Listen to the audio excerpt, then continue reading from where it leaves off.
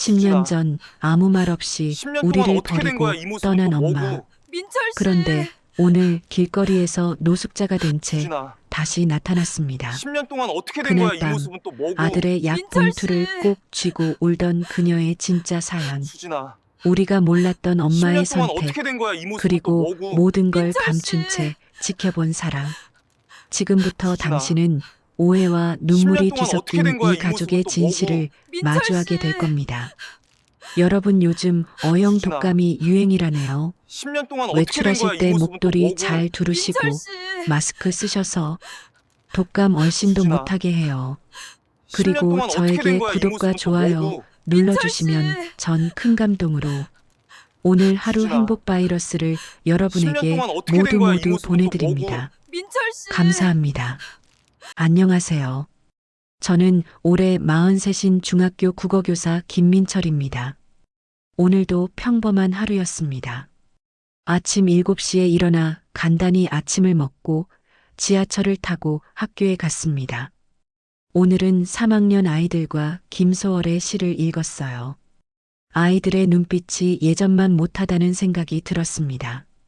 그런데 그런 생각을 하는 제 자신도 예전만 못하다는 걸 알고 있거든요. 오후 5시 수업을 마치고 교무실에서 내일 수업 준비를 하고 있는데 창밖으로 비가 내리기 시작했습니다. 가을 비였어요. 촉촉하면서도 차가운 그런 비 말이에요. 아무래도 우산을 안 가져온 게 실수였다 싶었습니다. 그래서 버스 정류장으로 향했습니다. 학교에서 집까지는 버스로 4정거장이거든요. 그런데 비가 점점 세게 내리더라고요. 버스 정류장 유리 벽면에 몸을 맡기고 서 있는데 문득 옆쪽으로 시선이 갔습니다. 한 여성이 구석에 웅크리고 앉아 있었어요. 낡은 코트를 입고 있었는데 그 코트가 너무 커서 몸이 더 작아 보였습니다. 머리카락은 부스스하게 얽혀 있었고 얼굴은 땀과 먼지로 얼룩져 있었어요. 그런데 그 얼굴을 자세히 보는 순간 가슴이 철렁 내려앉았습니다. 설마 하는 마음이 들었거든요. 그럴 리가 없다고 생각했습니다. 하지만 그 여성의 옆모습, 특히 귀 뒤쪽에 작은 점이 보이는 순간 확신이 들었어요. 수진이었습니다. 10년 전 어느 날 갑자기 사라졌던 제 아내 말이에요. 그때 우리는 결혼한 지 3년째였습니다. 아이는 없었고 작은 아파트에서 조용히 살고 있었어요. 그런데 어느 날 퇴근해서 집에 왔는데 수진이 없더라고요. 옷도 그대로, 가방도 그대로 둔 채로 말이에요. 처음에는 친정에 갔나 싶어서 전화를 했습니다. 그런데 친정에서도 모른다고 하더라고요. 그때부터 정말 미친 듯이 찾아다녔습니다. 경찰서에도 신고하고 병원이라는 병원은 다 돌아다녔어요. 하지만 아무도 수진을 본 사람이 없었습니다. 시간이 지나면서 포기하게 되었어요. 아무래도 다른 남자와 떠났나 보다 생각했습니다. 그러니까 흔적도 없이 사라졌겠죠. 그렇게 생각하는 게 마음이 편했거든요. 화가 나기보다는 허탈했습니다. 왜 한마디 말도 없이 떠났을까? 그런 생각만 들었어요. 그래서 이혼 신청을 했습니다. 법원에서 실종 신고를 근거로 이혼 판결을 받았어요. 그 후로 혼자 살았습니다. 재혼 생각은 해본 적이 없어요. 아무래도 한 번 당한 일이라 그런지 여자에 대한 믿음이 없어졌거든요. 그런데 지금 제 앞에 수진이 앉아 있었습니다. 이상한 모습으로 말이에요. 수진의 얼굴을 다시 자세히 봤습니다. 확실히 수진이 맞았어요. 그 특유의 동그란 눈, 작은 코, 얇은 입술까지 그대로였습니다. 다만 살이 많이 빠져서 볼이 푹 들어가 있었고 피부도 거칠어져 있었어요. 손을 보니 더 놀랐습니다. 예전에 수진의 손은 정말 예뻤거든요. 가늘고 하얀 손가락에 분홍색 매니큐어를 발랐던 기억이 있어요. 그런데 지금 수진의 손은 거칠고 상처투성이었습니다. 손톱도 깎지 않은 지 오래된 것 같았어요. 버스가 오는 소리가 들렸습니다. 제가 타야 할 버스였어요. 그런데 발이 떨어지지 않았습니다. 이대로 가면 안 될 것 같았거든요. 수진이 왜 이런 모습으로 여기 있는지, 지난 10년 동안 어디서 무엇을 하며 살았는지 궁금했습니다. 버스가 문을 열었어요. 몇 명의 사람들이 타고 내렸습니다. 기사님이 빨리 타라는 듯 경적을 울렸어요. 그래도 저는 움직일 수가 없었습니다. 수진이 고개를 들었습니다. 그리고 저와 눈이 마주쳤어요. 그 순간 수진의 표정이 굳어졌습니다. 놀란 것 같기도 하고 당황한 것 같기도 했어요. 그런데 무엇보다 두려워하는 것 같았습니다. 버스가 떠났습니다. 저는 여전히 그 자리에 서 있었고 수진은 여전히 구석에 웅크리고 앉아 있었어요. 빗소리만 정류장 지붕을 두드리고 있었습니다. 몇 분 동안 우리는 아무 말 없이 서로를 바라봤습니다. 빗소리만 정류장을 가득 채우고 있었어요. 수진의 눈빛이 예전과 달랐습니다. 맑고 순수했던 그 눈이 이제는 경계심으로 가득했거든요. 용기를 내어 한 걸음 다가갔습니다. 수진은 몸을 더욱 움츠렸어요. 마치 도망갈 준비를 하는 것 같았습니다. 수진아. 목소리가 떨렸습니다. 10년 만에 부르는 그 이름이 입에서 낯설게 느껴졌어요. 수진은 고개를 돌려 저를 피하려 했습니다. 수진아, 나야. 민철이야. 이번에는 좀 더 확실하게 말했어요. 수진이 천천히 고개를 들었습니다. 그리고 저를 똑바로 쳐다봤어요. 그 눈에는 여러 감정이 교차하고 있었습니다. 놀람, 당황, 그리고 무엇보다 깊은 슬픔이 있었어요. 그냥 가요. 수진의 목소리였습니다. 쉰 목소리였어요. 예전의 맑고 고운 목소리와는 전혀 달랐습니다. 담배를 많이 피웠나 싶을 정도로 거칠어져 있었거든요. 수진아, 뭐 하고 있는 거야? 왜 이렇게... 말을 마저 하지 못했습니다. 수진이 일어서려고 했거든요. 그런데 다리에 힘이 없는지 비틀거렸어요. 저도 모르게 손을 내밀었습니다. 만지지 마요. 수진이 날카롭게 말했어요. 그 말에 제 손이 멈췄습니다. 수진은 벽을 짚고 천천히 일어섰어요. 생각보다 많이 야위어 있었습니다. 그때 문득 재민이가 생각났습니다. 우리 아들 말이에요. 수진이 사라졌을 때 재민이는 5살이었거든요. 태어날 때부터 몸이 약했어요. 자주 열이 나고 감기도 자주 걸렸습니다. 그래서 수진이 밤낮으로 돌봤었어요. 재민이는 엄마를 정말 좋아했습니다. 수진도 재민이를 무척 사랑했어요. 아이가 아플 때마다 수진이 울면서 간병했던 기억이 있거든요. 그런 수진이 어떻게 아이를 두고 떠날 수 있었는지 이해할 수 없었습니다. 재민이는 어떻게 된 거야? 제가 물었습니다. 수진의 얼굴이 순간 일그러졌어요. 마치 아픈 곳을 건드린 것 같았습니다. 그냥 가라고 했잖아요. 수진이 다시 말했어요. 이번에는 목소리에 분노가 섞여 있었습니다. 저는 당황했어요. 왜 이렇게 화를 내는지 이해할 수 없었거든요. 수진아, 나한테 왜 이래? 너 때문에 얼마나. 제발 그만해요. 수진이 제 말을 끊었습니다. 그리고 정류장을 벗어나 빗속으로 걸어나갔어요. 저는 얼른 뒤따라갔습니다. 수진아, 기다려. 이야기 좀 하자. 수진이 멈춰섰습니다. 그리고 천천히 돌아봤어요. 비에 젖은 얼굴이 더욱 초라해 보였습니다. 뭘 이야기해요? 이제 와서 뭘? 너가 왜 갑자기 사라졌는지, 지금까지 어디서 뭘 하고 살았는지, 그런 건 중요하지 않아요. 수진이 고개를 저었습니다. 그런데 그 표정에서 뭔가 숨기고 있다는 느낌이 들었어요. 재민이 생각이 또 났습니다. 수진이 떠난 후 아이를 혼자 키우느라 정말 힘들었거든요. 재민이는 엄마를 계속 찾았어요. 엄마 언제 와? 하면서 매일 물었습니다. 뭐라고 대답해야 할지 몰랐어요. 재민이가 많이 아팠어. 제가 말했습니다. 수진의 몸이 움찔했어요. 내가 떠난 후에 폐렴에 걸렸어. 입원도 했고, 수진의 얼굴이 창백해졌습니다. 입술이 파르르 떨리고 있었어요. 그만해요. 왜?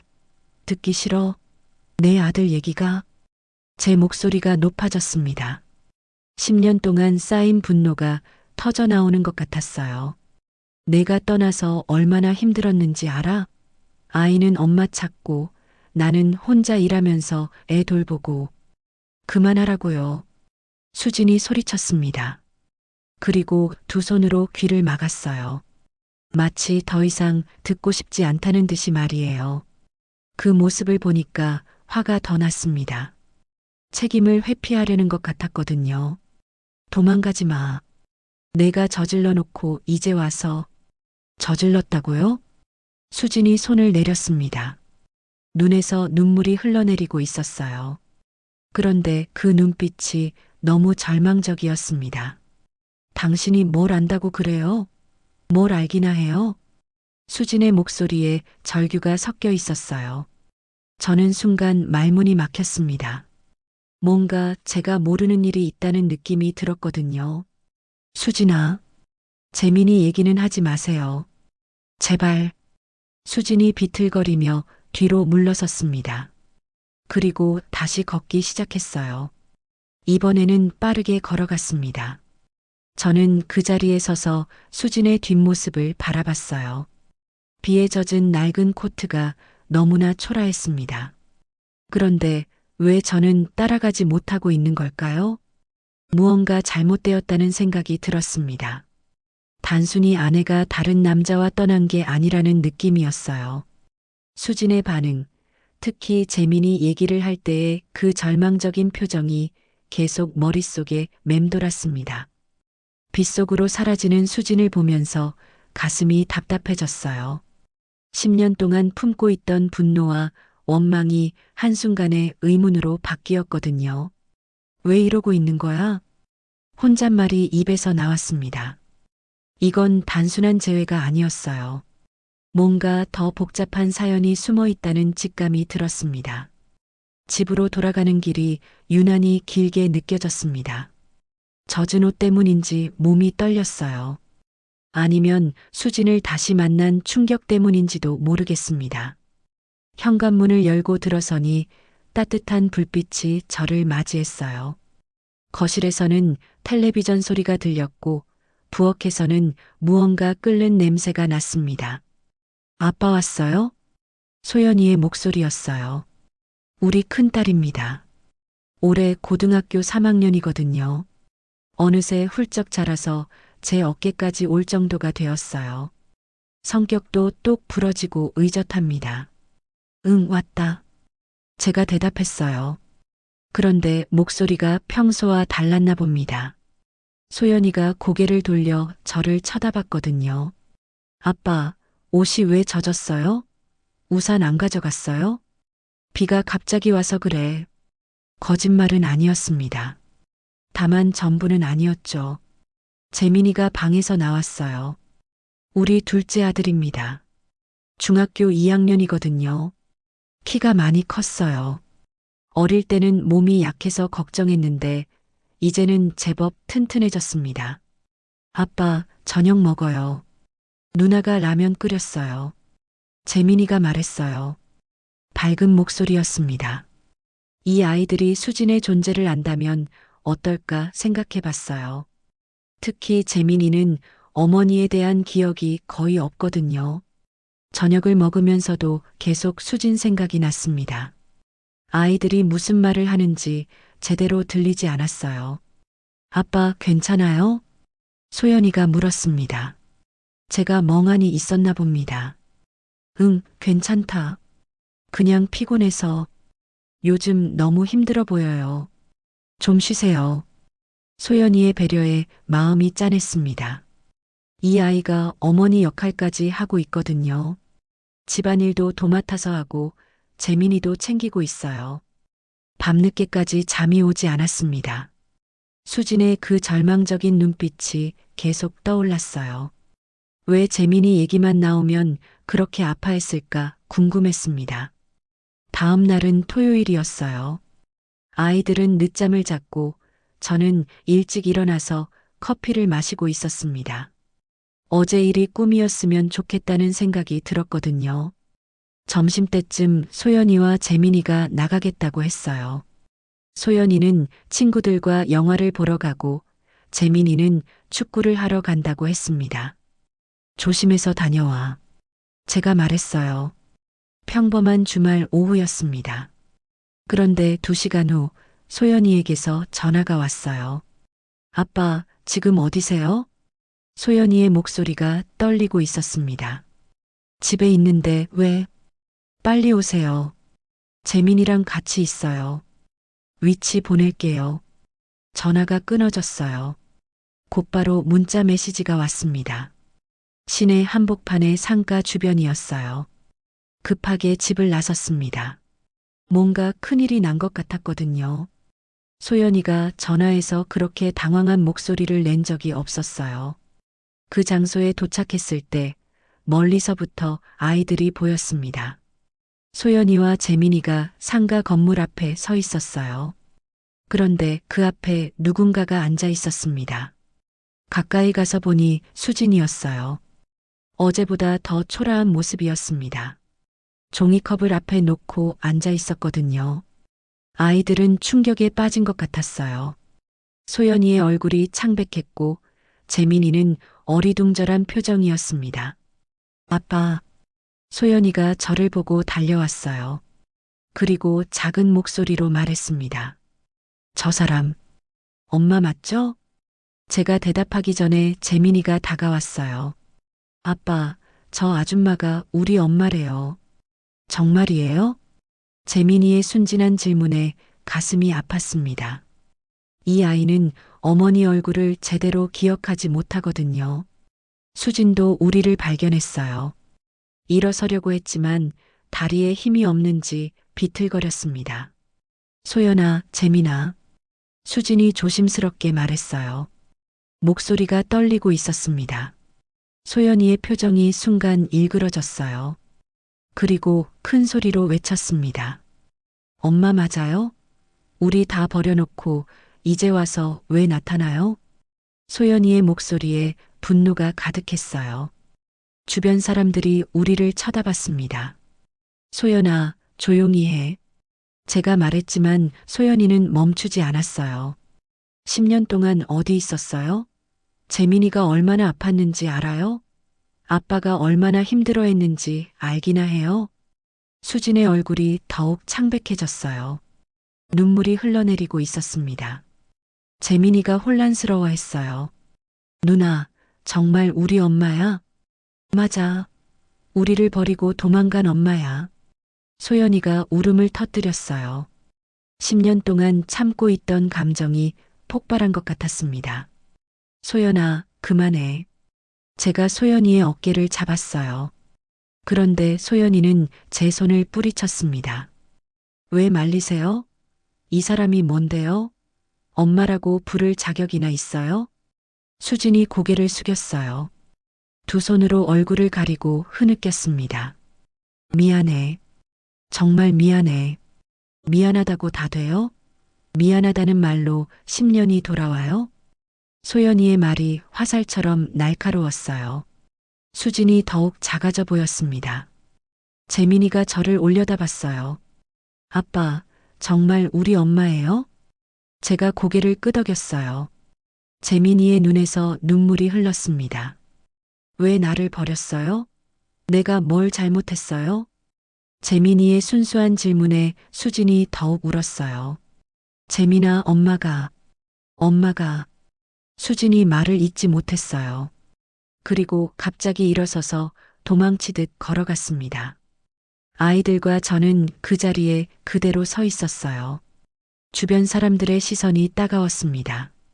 소연이가 저를 쳐다봤어요. 눈에 실망이 가득했습니다. 아빠는 알고 있었죠? 언제부터 알고 있었어요?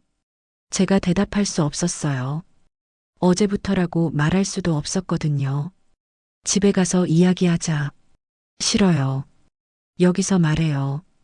아빠도 우리 속였죠? 소연이의 날선 목소리에 재민이가 더욱 울었어요. 그날 밤 집은 조용했습니다. 아이들은 각자 방으로 들어갔고 저는 거실에 혼자 앉아 있었어요. 모든 게 엉망이 되어버렸습니다.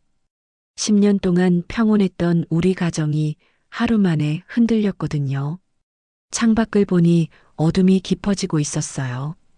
어디선가 수진이 또 홀로 밤을 보내고 있을 생각을 하니 마음이 복잡했습니다.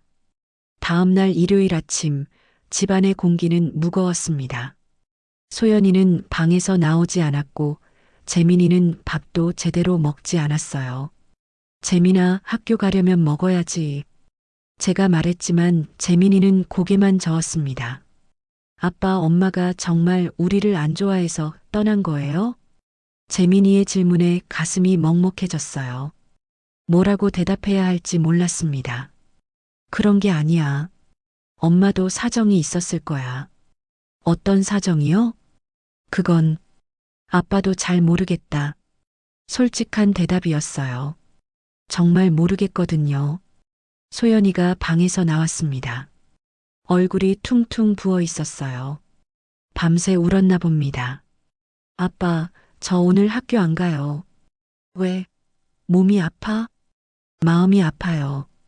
소연이의 말이 저를 찔렀어요. 이 아이가 얼마나 상처받았는지 느껴졌거든요. 점심때쯤 집 앞에서 소란이 일었습니다. 창문으로 내다보니 수진이 서 있었어요. 어제보다 더 초라한 모습이었습니다. 소연이도 창문으로 보더니 얼굴이 굳어졌어요. 또 왔네요. 소연이의 목소리에 차가움이 있었습니다. 밖으로 나가봤어요. 수진이 대문 앞에 서서 망설이고 있었습니다. 수진아. 제가 부르니까 수진이 고개를 들었어요. 눈이 퉁퉁 부어 있었습니다. 아이들 좀 볼 수 있을까요? 조심스러운 목소리였어요. 마치 큰 죄를 지은 사람처럼 말이에요. 그때 소연이가 밖으로 나왔습니다. 재민이도 뒤따라 나왔고요. 뭐하러 왔어요? 소연이가 날카롭게 물었어요. 수진이 움찔했습니다. 소연아, 엄마요? 엄마라고 부를 자격이 있어요? 소연이의 말에 수진이 고개를 숙였어요. 어깨가 떨리고 있었습니다. 미안해요. 내가 말할 자격이 없어요. 수진의 목소리가 떨렸어요. 눈물이 뚝뚝 떨어졌습니다. 그럼 왜 왔어요? 우리 앞에 나타날 자격도 없으면서. 소연아, 너무해. 제가 말렸지만 소연이는 멈추지 않았어요. 너무하다고요? 누가 더 너무한지 알아요? 5살짜리 애를 두고 도망간 사람이 더 너무하죠. 수진이 더욱 작아졌어요. 두 손으로 얼굴을 가리고 흐느꼈습니다. 미안해요. 정말 미안해요. 내가 말할 자격이 없어요. 같은 말을 계속 반복했어요. 마치 다른 말은 할 수 없는 것처럼 말이에요. 재민이가 조심스럽게 다가갔습니다. 엄마, 왜 울어요? 순수한 질문이었어요. 아직 상황을 완전히 이해하지 못하는 것 같았습니다. 재민아. 수진이 재민이를 보며 울먹였어요. 손을 뻗으려다가 멈췄습니다. 만질 자격도 없어요. 자격 얘기는 그만해요. 소연이가 끼어들었어요. 자격이 없다는 거 알면서 왜 나타났어요? 그냥 죽은 줄 알고 살면 안 돼요? 소연아. 제가 소리쳤어요. 너무 심한 말이었거든요. 그런데 소연이는 멈추지 않았어요. 엄마 아닌 척하고 살고 싶었어요. 그게 더 편했거든요. 소연이의 말에 수진이 비틀거렸어요. 마치 맞은 것처럼 말이에요. 소연아, 엄마도 힘들었을 거야. 제가 말했지만 소연이는 저를 쏘아봤어요. 아빠도 이 사람 편이에요? 우리를 버린 사람 편이라고요? 그런 게 아니야. 그럼 뭐예요? 왜 이 사람을 감싸요? 소연이의 목소리에 배신감이 묻어났어요. 저까지 적으로 돌리는 것 같았습니다. 수진이 일어섰어요. 휘청거리면서도 일어섰습니다. 소연아, 미안해. 미안하다고 하지 마요. 그 말 듣기 싫어요. 소연이가 돌아서려고 했어요. 그때 수진이 간절한 목소리로 말했습니다. 한 번만 설명할 기회를. 필요 없어요. 10년 늦었어요. 소연이가 집으로 들어갔어요. 문을 쾅 닫는 소리가 크게 울렸습니다. 재민이도 당황해서 집으로 들어갔어요. 저와 수진만 남았습니다. 수진아, 저도 갈게요. 수진이 고개를 저었어요. 그리고 비틀거리며 걸어갔습니다. 저는 그 자리에 서서 수진의 뒷모습을 바라봤어요. 등이 너무 초라해 보였습니다. 집 안으로 들어가니 소연이가 울고 있었어요. 재민이는 소파에 앉아서 멍하니 있었고요. 소연아, 아빠, 저 정말 힘들어요. 소연이가 제 품에 안겼어요. 10년 동안 참았던 감정이 터져 나오는 것 같았습니다. 엄마 없이도 잘 살 수 있다고 생각했어요. 아빠랑 재민이만 있으면 된다고 생각했거든요. 소연아, 근데 이렇게 나타나니까 다시 아프네요. 왜 우리를 버렸는지 궁금하고 미워하고 싶은데 또 불쌍하기도 하고. 소연이의 솔직한 마음에 제 눈에서도 눈물이 났어요. 재민이는 어떻게 해요? 이 아이는 엄마를 원해요. 소연이가 재민이를 보며 말했어요. 재민이는 아직 혼란스러워하고 있었습니다. 그날 밤 잠이 오지 않았어요. 창밖을 보니 비가 내리고 있었습니다. 수진이 어디서 밤을 보내고 있을지 걱정됐어요. 모든 게 꼬여버렸습니다. 아이들은 상처받았고 수진은 절망에 빠져 있었어요. 그리고 저는 어떻게 해야 할지 모르겠었습니다. 하지만 한 가지는 확실했어요. 이대로는 안 된다는 것 말이에요. 무엇인가 해야 했습니다. 저는 일어나서 창문을 열었어요. 차가운 비바람이 얼굴을 때렸습니다. 그 순간 결심이 섰어요. 진실을 알아야겠다고 말이에요. 수진이 왜 떠났는지, 지난 10년 동안 무슨 일이 있었는지 알아야만 했습니다. 거울에 비친 제 얼굴을 봤어요. 눈빛이 달라져 있었습니다. 더 이상 피할 수 없다는 각오가 서 있었거든요. 새벽 3시가 넘어서야 잠이 들었습니다. 그런데 다시 눈을 뜨니 아침 5시였어요. 깊이 잠들지 못했나 봅니다. 머릿속이 복잡했어요. 어제 있었던 일들이 계속 떠올랐습니다. 소연이의 분노, 재민이의 당황, 그리고 수진의 절망적인 표정까지 말이에요. 커피를 끓여 마시면서 10년 전 그날을 떠올려 봤습니다. 수진이 사라졌던 바로 그날 말이에요. 그날도 평범한 하루였어요. 아침에 수진이 재민이 아침밥을 먹여주고 있었습니다. 재민이가 감기 기운이 있어서 병원에 가야 한다고 했었거든요. 민철아, 오늘 재민이 병원 데리고 갈게. 수진이 그렇게 말했어요. 평소보다 목소리가 조용했습니다. 응, 그래. 나는 학교 가봐야겠어. 저도 별 생각 없이 대답했어요. 그게 수진과 나눈 마지막 대화였습니다. 저녁에 집에 왔는데 수진이 없었어요. 재민이는 열이 나서 혼자 잠들어 있었고요. 처음에는 급한 일이 생겨서 나간 줄 알았습니다. 그런데 밤이 되어도 오지 않더라고요. 그때부터 이상하다 싶었어요. 갑자기 옷장이 생각났어요. 수진의 물건들이 아직 그대로 있을지 궁금했습니다. 옷장을 열어봤어요. 맨 위쪽 선반에 상자 하나가 있었습니다. 수진의 앨범과 편지들이 들어있던 상자였어요. 상자를 꺼내서 거실로 가져왔습니다. 먼지가 많이 쌓여 있었거든요. 10년 동안 한 번도 열어보지 않았던 것 같았어요. 뚜껑을 열자 추억들이 쏟아졌습니다. 결혼 앨범, 신혼여행 사진, 재민이 어릴 때 사진들이 가득했어요. 그 아래쪽에서 봉투 하나를 발견했습니다. 제 이름이 적혀 있었어요. 민철에게라고 수진의 글씨로 적혀 있었습니다. 봉투를 열어봤어요. 편지지 여러 장이 들어 있었습니다. 민철아, 이 편지를 읽고 있다면 나는 이미 떠난 후일 거야. 미안해. 정말 미안해. 재민이 수술비가 5천만 원이 필요했어. 우리가 감당할 수 없는 돈이었어. 사채업자들이 나타났어. 돈을 갚지 못하면 중국으로 데려가겠다고 했어. 편지를 읽는 제 손이 떨렸습니다. 처음에는 거절했어. 하지만 재민이가 죽을 수도 있다고 의사가 말했을 때 어떻게 해야 할지 몰랐어. 그때 그 사람들이 다시 왔어. 5천만 원을 주겠다고 했어. 대신 5년간 중국에서 일해야 한다고 했어. 가슴이 철렁 내려앉았습니다. 거절하려고 했는데 재민이 사진을 보여주면서 협박했어. 거절하면 아이를 해치겠다고 했어. 그리고 당신한테도 해를 끼치겠다고 했어. 어쩔 수 없었어. 재민이를 살리려면 그 길밖에 없었어. 편지를 더 읽어봤습니다. 중국에서 5년간 지옥 같은 시간을 보냈어. 공장에서 하루 16시간씩 일했어.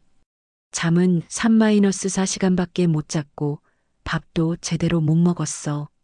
맞기도 많이 맞았어. 도망치려고 했지만 여권도 빼앗겼고 감시가 너무 심했어. 눈물이 나왔습니다. 5년 후 계약이 끝나서 한국에 돌아왔어. 하지만 집에 갈 수가 없었어. 너무 많이 변한 내 모습을 보여줄 수가 없었어. 그리고 무엇보다 아이들이 날 기억할까봐 무서웠어. 편지 마지막 장을 봤습니다. 그래서 멀리서만 지켜봤어. 재민이가 건강하게 자라는 모습을 보면서 그것만으로도 행복했어. 미안해. 정말 미안해. 편지 아래에는 다른 종이들이 끼워져 있었어요. 중국 공장에서 찍은 사진들이었습니다. 수진의 모습이었는데 너무 처참했어요. 뼈만 남을 정도로 말랐고 상처투성이었습니다. 그리고 병원 영수증도 있었어요. 재민이 수술비 5천만 원이 입금된 내역이었습니다. 마지막에는 중국에서 보낸 엽서 한 장이 있었어요. 보내지 못한 엽서였습니다. 재민아, 엄마가 너를 살렸어. 엄마는 괜찮으니까 건강하게 자라. 사랑해.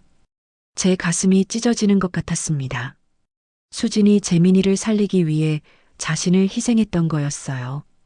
그것도 그런 끔찍한 방법으로 말이에요. 편지를 가슴에 안고 주저앉았어요. 10년 동안 수진을 원망했던 제 자신이 너무 미워졌습니다. 바보야. 왜 혼자서, 왜 말하지 않았어? 혼잣말이 나왔어요. 수진이 얼마나 절망적이었을지, 얼마나 고통스러웠을지 상상이 됐습니다.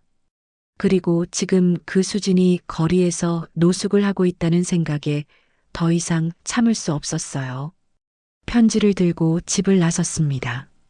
수진을 찾아야 했어요. 더 이상 미룰 수 없었습니다.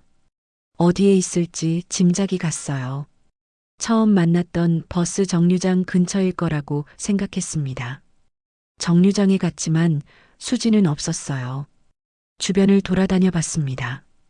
1시간쯤 지나서 근처 상가 뒤편에서 수진을 발견했어요. 작은 골목에서 종이 상자를 깔고 앉아 있었습니다. 옆에는 낡은 가방 하나가 놓여 있었어요. 수진아. 제가 부르자 수진이 놀라서 고개를 들었습니다. 도망가려는 것 같았어요. 기다려. 이야기할 게 있어. 편지를 꺼내 보였습니다. 수진의 표정이 굳어졌어요. 이거 왜 숨겼어? 수진이 고개를 숙였습니다. 대답하지 않았어요. 중국에서 5년 동안 그런 일을 당했구나. 그런 건 중요하지 않아요. 수진이 작은 목소리로 말했어요. 하지만 목소리가 떨리고 있었습니다. 중요하지 않다고? 내가 재민이를 살리기 위해서 말을 마저 하지 못했습니다. 가슴이 막혔거든요. 나한테 말했으면 됐잖아. 왜 혼자서 말할 수 없었어요. 수진이 고개를 저었습니다. 그 사람들이 협박했어요. 말하면 가족을 해치겠다고 했어요. 그때 수진 옆에 가방이 눈에 들어왔습니다. 낡은 가방이었는데 뭔가가 삐져나와 있었어요. 수진아, 저게 뭐야? 가방을 가리키며 물었습니다. 수진이 당황해서 가방을 감쌌어요. 아무것도 아니에요. 보여줘. 안 돼요. 수진이 가방을 꽉 안았습니다. 그런데 바람에 종이 한 장이 날렸어요. 종이를 주워봤습니다. 사진이었어요. 소연이와 재민이의 사진이었습니다. 학교 앞에서 찍은 것 같았어요. 이거 언제 찍은 거야? 수진이 대답하지 않았어요. 가방에서 다른 것들도 보였습니다. 수진아, 가방 열어봐. 안 돼요. 제발. 수진이 울먹이며 말했어요. 하지만 저는 조심스럽게 가방을 가져왔습니다. 가방 안에는 두꺼운 노트 한 권이 있었어요. 그리고 사진들이 가득했습니다. 노트를 펼쳐봤습니다. 첫 장에는 날짜가 적혀 있었어요. 5년 전 날짜였습니다. 2019년 3월 10일. 중국에서 돌아왔다. 아이들을 보고 싶다.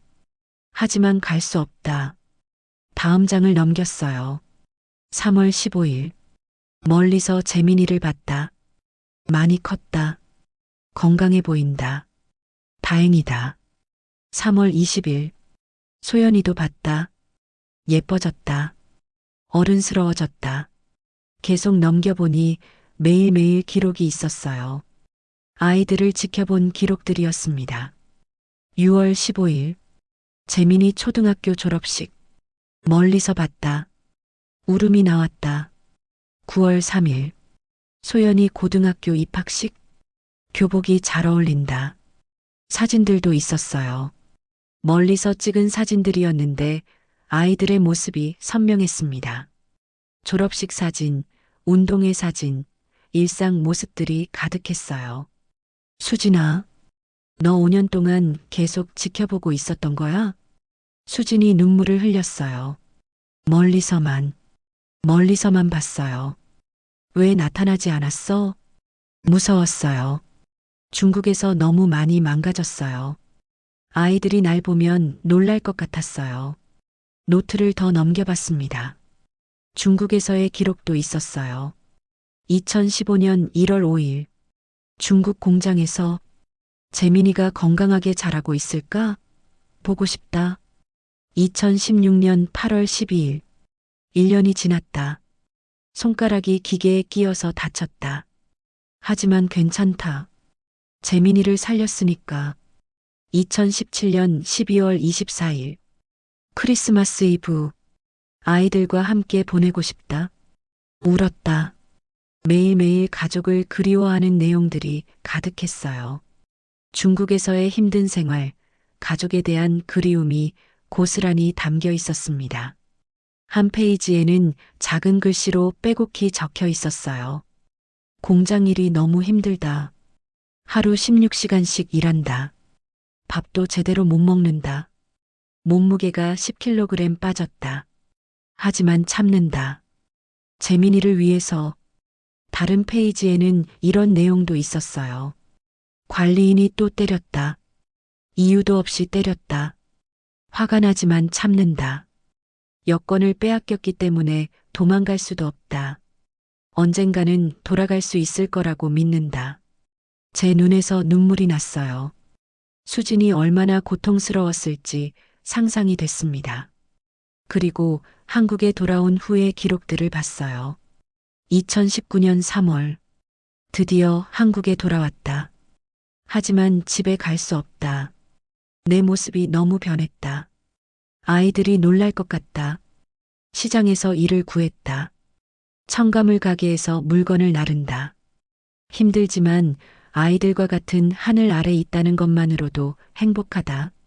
학교 앞을 지나다니면서 아이들을 본다. 멀리서만 보지만 그것만으로도 충분하다. 노트의 마지막 부분에는 최근 기록들이 있었어요. 2024년 10월. 소연이가 대학 입시를 준비하고 있다. 열심히 공부하는 모습이 기특하다. 재민이가 많이 컸다. 키가 아빠만 해졌다. 건강해 보여서 다행이다. 그리고 마지막 페이지에는 이런 글이 적혀 있었어요. 가끔 다가가고 싶다. 하지만 참는다. 이미 늦었다. 아이들은 나 없이도 잘 자랐다. 그것만으로도 충분하다. 제 가슴이 뭉클해졌어요. 수진이 5년 동안 혼자서 이 모든 고통을 감당했던 거였습니다. 수진아, 미안해요. 정말 미안해요. 수진이 계속 고개를 숙이고 있었어요. 미안할 건 내가 해야 할 말이야. 내 마음을 몰라줘서. 민철 씨, 우리 집으로 가자. 아이들한테 진실을 말해야 해. 안 돼요. 아이들이 알면 더 힘들어할 거예요. 알아야 해. 내가 얼마나 아이들을 사랑하는지 알아야 해. 수진이 망설였어요. 하지만 제 눈을 똑바로 쳐다봤습니다. 정말 괜찮을까요? 괜찮아. 우리가 함께 할 거야. 노트와 사진들을 다시 가방에 넣었습니다. 5년 동안의 고통과 사랑이 담긴 소중한 기록들이었거든요. 수진을 일으켜 세웠습니다. 이제 진실을 밝힐 때였어요. 집으로 돌아와서 아이들을 불렀습니다. 소연이는 방에서 공부하고 있었고 재민이는 거실에서 텔레비전을 보고 있었어요. 소연아, 재민아, 잠깐 이리 와봐. 두 아이가 거실로 모였습니다. 저는 수진의 편지와 노트, 그리고 사진들을 테이블 위에 놓았어요. 아빠, 이게 뭐예요? 소연이가 물었습니다. 엄마에 대한 진실이야. 너희가 꼭 알아야 할 이야기야. 편지부터 보여줬어요. 소연이가 읽어보더니 얼굴이 창백해졌습니다. 이게 정말이에요? 응. 엄마가 직접 쓴 거야. 재민이도 편지를 봤어요. 아직 어려서 모든 내용을 이해하지는 못하는 것 같았습니다. 아빠, 엄마가 중국에 팔려갔다는 게 뭐예요? 재민이가 순수한 표정으로 물었어요. 어떻게 설명해야 할지 막막했습니다. 재민아, 엄마가 내 병원비를 마련하려고 나쁜 사람들에게 잡혀갔어. 5년 동안 힘든 일을 했어. 소연이가 노트를 펼쳐봤어요. 페이지를 하나씩 넘기면서 읽었습니다. 점점 눈물이 고였어요. 엄마가 우리를 지켜보고 있었어요? 응. 5년 동안 멀리서 너희를 지켜봤어. 사진들을 보여줬어요. 소연이의 졸업식 사진, 재민이의 운동회 사진들이 있었습니다. 이거 내 초등학교 졸업식이에요. 소연이가 사진을 들여다봤어요. 엄마가 찍었어. 멀리서 말이야. 왜 나타나지 않았어요? 무서웠나 봐. 너희가 자신을 받아들이지 않을까 봐. 재민이가 자기 사진을 발견했어요. 이거 나다. 언제 찍었어요? 엄마가 내가 모르게 찍었어. 아이들이 충격에 빠진 것 같았어요. 특히 소연이는 오랫동안 말을 하지 않았습니다. 소연아, 어때? 엄마를 다시 만나볼까? 소연이가 고개를 끄덕였어요. 눈에서 눈물이 흘렀습니다. 엄마가 얼마나 힘들었을지 생각도 못했어요. 그럼 같이 가자. 엄마를 찾아서 3명이 함께 집을 나섰습니다. 수진이 있던 골목으로 갔는데 아무도 없었어요. 어디 갔을까? 주변을 찾아다녔습니다. 근처 상가 주인들에게 물어봤더니 구급차가 왔다고 하더라고요. 구급차요? 네, 그 아줌마 쓰러져서 병원에 갔어요. 1시간 전쯤이요. 가슴이 철렁 내려앉았습니다. 급하게 근처 병원으로 향했어요. 응급실 간호사에게 물어봤습니다. 혹시 노숙인 여성 환자 들어왔나요? 아, 네. 계시는데요. 보호자세요? 네, 남편입니다. 영양실조가 심하고 폐렴도 있어요. 입원 치료가 필요한 상태입니다. 의사 선생님이 오셔서 자세히 설명해 주셨어요. 장기간 영양 섭취가 부족했고 면역력이 많이 떨어져 있어요. 며칠 더 늦었으면 위험할 뻔했습니다. 수진을 병실로 옮겼어요. 산소 마스크를 쓰고 누워 있었습니다. 의식은 있었지만 매우 약해 보였어요. 아이들이 복도에서 망설이고 있었어요. 특히 소연이가 병실 문 앞에서 발걸음을 멈췄습니다. 소연아, 괜찮아? 무서워요. 뭐라고 말해야 할지 모르겠어요. 마음에 있는 말을 하면 돼. 소연이가 한참 동안 병실 문을 바라봤어요. 그리고 천천히 문을 열었습니다. 수진이 침대에 누워 있었어요. 링거를 맞고 있었고 얼굴이 매우 창백했습니다. 우리를 보더니 놀란 표정이었어요. 일어나려고 했지만 몸에 힘이 없어서 그대로 누워 있었습니다. 왜 왔어요?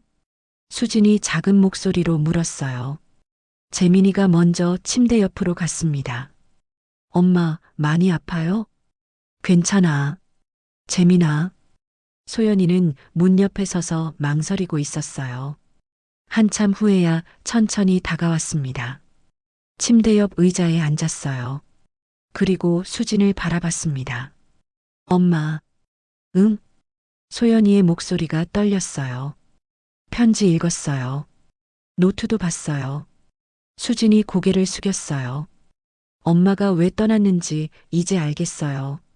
재민이를 살리려고 그런 일을 당한 거죠? 소연아, 5년 동안 중국에서 얼마나 힘들었어요? 왜 혼자서 그 모든 걸 감당했어요? 수진의 눈에서 눈물이 흘렀어요. 미안해. 정말 미안해. 소연이도 울음을 터뜨렸어요. 나 아직 원망 많아. 그 말에 수진이 더욱 고개를 숙였습니다. 10년 동안 엄마 없이 살면서 정말 힘들었어요. 다른 친구들 엄마 보면 부러웠고 밤에 혼자 울 때도 많았어요. 미안해. 그런데 소연이가 말을 이었어요. 다시는 잃기 싫어. 그 말에 병실이 조용해졌어요. 엄마가 우리를 위해서 희생한 거라는 걸 이제 알았어요. 그리고 멀리서라도 우리를 지켜봐 준 것도 알았어요. 소연이가 수진의 손을 잡았어요. 완전히 용서할 수는 없어요. 아직은 말이에요. 하지만 미워하기도 싫어요. 수진이 흐느꼈어요. 고마워. 정말 고마워. 재민이도 침대 위로 올라왔어요. 엄마, 나도 알고 있어요. 아빠가 다 말해줬어요. 재민아, 엄마가 나를 살려준 거죠? 고마워요. 재민이의 순수한 말에 모두 눈물을 흘렸어요. 저도 침대 옆으로 갔습니다. 수진아, 이제 우리 집으로 가자. 치료받고 회복하자. 정말 괜찮을까요? 괜찮아. 우리가 가족이잖아. 수진이 제 손을 잡았어요. 차가웠던 손이 조금씩 따뜻해졌습니다. 앞으로는 혼자 감당하지 마. 무슨 일이 있어도 함께 해결하자. 네, 알겠어요. 의사 선생님이 오셔서 일주일 정도 입원해야 한다고 하셨어요. 영양 상태를 회복하고 폐렴 치료를 받아야 한다고 했습니다. 우리가 매일 와서 간병할게. 소연이가 말했어요. 그래, 엄마 혼자 두지 않을 거야. 재민이도 고개를 끄덕였어요. 그날 밤 집에서 아이들과 많은 이야기를 했어요. 앞으로 어떻게 살아갈 것인지, 엄마를 어떻게 도울 것인지 의논했습니다. 아빠, 엄마가 완전히 회복되면 우리 진짜 가족이 될 수 있을까요? 소연이가 물었어요. 이미 가족이야. 떨어져 있었지만 늘 가족이었어. 그래요. 이제 정말 함께 살 수 있겠네요. 창밖으로 밤하늘이 보였어요. 구름이 걷히고 별들이 나타나고 있었습니다. 10년 만에 찾은 진실이었어요. 그리고 다시 시작할 수 있는 희망이었습니다. 3개월이 지났습니다. 작은 전셋집으로 이사를 했어요. 예전 집보다는 좁았지만 4명이 살기에는 충분했습니다. 무엇보다 온 가족이 함께 있다는 것이 중요했거든요. 수지는 건강을 많이 회복했어요. 병원에서 한 달 입원한 후 퇴원했습니다. 얼굴에도 살이 오르고 머리카락도 정리했어요. 예전의 모습을 찾아가고 있었습니다. 근처 작은 카페에서 일을 시작했어요. 오전에만 아르바이트를 하고 있었습니다. 처음에는 걱정했는데 사장님이 좋은 분이어서 다행이었어요. 오늘은 토요일이었어요. 온 가족이 함께 저녁을 준비하고 있었습니다. 소연아, 상추 좀 씻어줄래? 수진이 부엌에서 말했어요. 목소리가 예전보다 밝아졌습니다.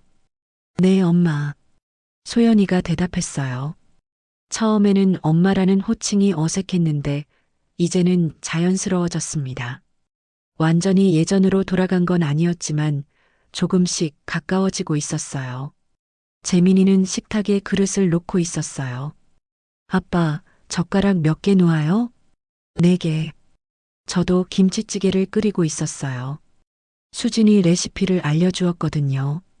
예전에는 요리를 전혀 하지 않았는데 이제는 제법 익숙해졌습니다. 민철아, 소금 좀 더 넣어. 응.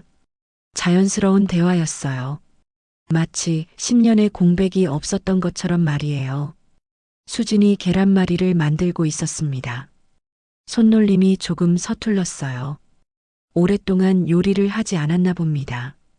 중국에서 돌아온 후 제대로 된 요리를 해본 적이 없었을 테니까요. 엄마, 제가 도와드릴까요? 소연이가 다가갔어요.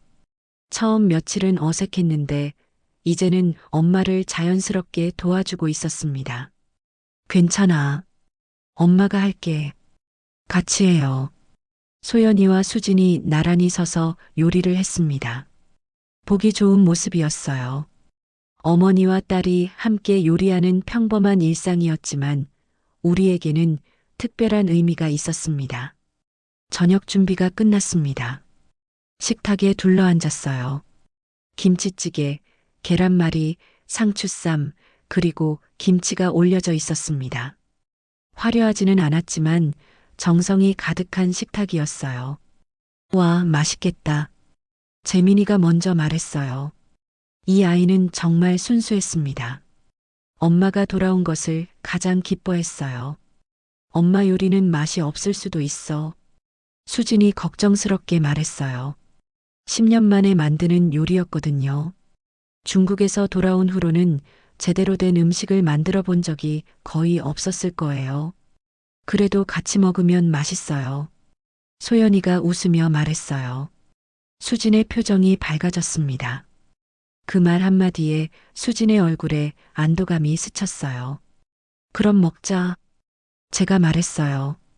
4명이 함께 숟가락을 들었습니다. 김치찌개가 정말 맛있었어요. 간도 맞았고 따뜻했습니다. 무엇보다 가족이 함께 만든 음식이라는 것이 좋았어요. 엄마, 맛있어요. 재민이가 말했어요. 정말? 네, 정말이에요. 수진이 환하게 웃었어요. 오랜만에 보는 진짜 웃음이었습니다. 중국에서 돌아온 후 처음으로 짓는 행복한 표정이었어요. 식사를 하면서 여러 이야기를 했어요. 소연이의 대학 준비 얘기, 재민이의 학교 생활, 그리고 앞으로의 계획들 말이에요. 소연아, 요즘 공부는 어때? 수진이 물었어요. 조심스러운 목소리였습니다. 괜찮아요. 목표 대학에 갈 수 있을 것 같아요. 다행이다. 엄마가 도와줄 건 없어? 괜찮아요. 아빠가 많이 도와주고 있어요. 자연스러운 대화였지만 아직은 조금씩 거리감이 있었어요. 하지만 예전보다 훨씬 가까워진 것만은 확실했습니다. 식사를 마치고 설거지를 함께 했어요. 소연이와 수진이 설거지를 하고 재민이와 저는 식탁을 정리했습니다. 그때 식탁 위에서 작은 종이 한 장을 발견했어요. 헌혈증이었습니다. 수진의 것이었어요. 액자에 넣어서 거실에 걸어뒀는데 어떻게 여기 있는지 모르겠었어요. 이거 뭐야? 재민이가 물었어요. 엄마 헌혈증이야. 제가 대답했어요. 수진이 돌아서서 봤습니다. 아, 그거. 바람에 날려서 여기 있나 봐요. 이것도 우리 역사야. 제가 말했어요. 이 작은 종이가 우리 가족의 아픈 역사를 담고 있었거든요. 수진이 그 헌혈증을 보면서 잠시 멍하니 있었어요. 아마 과거를 떠올리고 있는 것 같았습니다. 엄마, 괜찮아요? 소연이가 걱정스럽게 물었어요. 응, 괜찮아. 그냥 옛날 생각이 나서. 수진의 눈에 눈물이 글썽거렸어요. 이제는 지난 일이에요. 제가 말했어요. 맞아요. 이제 우리 모두 함께 있잖아요. 소연이가 말했어요. 수진이 고개를 끄덕였습니다. 저녁이 되어서 4명이 거실에 앉아 텔레비전을 봤어요. 예능 프로그램이었는데 모두 함께 웃었습니다. 평범한 가족의 모습이었어요. 행복해. 수진이 작은 소리로 말했어요. 뭐라고 했어? 제가 물었어요. 행복하다고 했어요. 소연이가 웃으며 말했어요. 저도 행복해요. 나도. 재민이도 끼어들었어요. 제 가슴이 따뜻해졌어요. 10년 만에 찾은 평화였습니다. 가족이라는 것은 완벽하지 않아도 괜찮다는 것을 깨달았어요. 상처가 있어도 아픈 기억이 있어도 서로 사랑한다면 다시 시작할 수 있다는 것을 배웠습니다. 창밖으로 달이 보였어요. 둥근 달이었습니다. 마치 우리 가족처럼 다시 온전해진 모습이었어요. 식탁 위에 헌혈증이 달빛에 반짝이고 있었어요. 작은 종이었지만 큰 사랑이 담겨 있었습니다. 그리고 그 사랑이 우리를 다시 하나로 만들어 주었어요. 오늘 이야기는 여기까지입니다. 그동안 여러분 중에 사랑 표현이 서툴렀던 분들은 오늘 한번 사랑하는 아내와 남편에게 사랑한다고 이야기하고 이마 뽀뽀라도 한번 해보심이 어떠신지. 여러분 시니어 사연 청취해 주셔서 감사하고 사랑합니다.